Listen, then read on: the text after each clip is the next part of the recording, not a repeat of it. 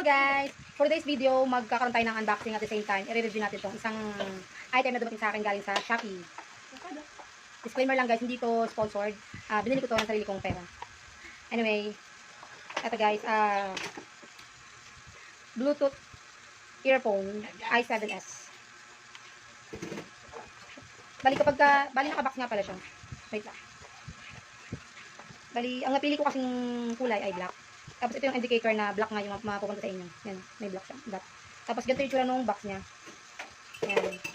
Yan, ganyan yung tsura ng box. Tapos, pag binuksan nyo siya, ay ganito yung nasa loob. Meron siyang charger. Pinaka-wire. Tapos, andito na yung pinaka-item niya. Pinaka-lalagyan ng earphone natin. Ito guys. Black siya, kulay black. Tapos, makikita nyo dun sa pinaka-lalagyan, yung power button. Yan. Tapos, ito yung sa likod naman, yung pinaka-lagay ng charger, saksakan ng charger.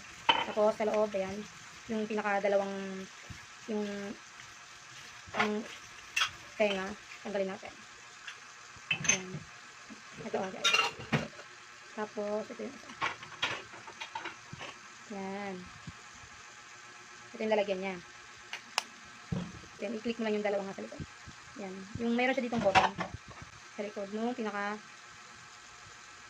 earphone. Click mo lang yan. I-press mo lang. Tapos, pagka-press mo nun, yan. Magkakaroon siya ng red light.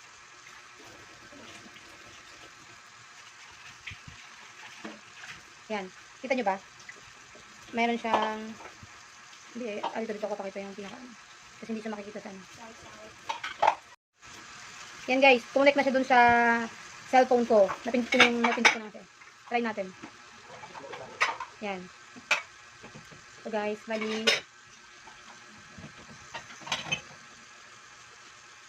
Guys, yung pinaka-tunog niya is buong buo. And then malakas yung pinaka-sounds niya. And ayan oh, comfortable naman siyang suotin. Hindi siya malalaglag. Dun sa mga mahilig mag-exercise na may music, pwede yung gamitin to.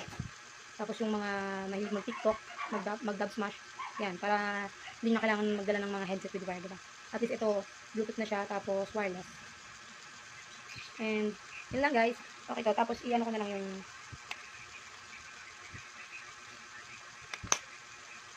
nabili ko nga pala to guys for only 105 pesos. Tapos, free shipping na siya dahil nakakuha ko ng voucher na free shipping, cash on delivery. Kaya, bali ang binayaran ko lang is 105 pesos. Tapos, ito tinry ko na rin palang i-charge and nagana naman siya. Bali, kailangan nyo lang siyang i-charge ng 60 to 90 minutes. Tapos, tumatagal daw yung pinaka-earphone ng 3 to 6 hours. Medyo matagal na yun.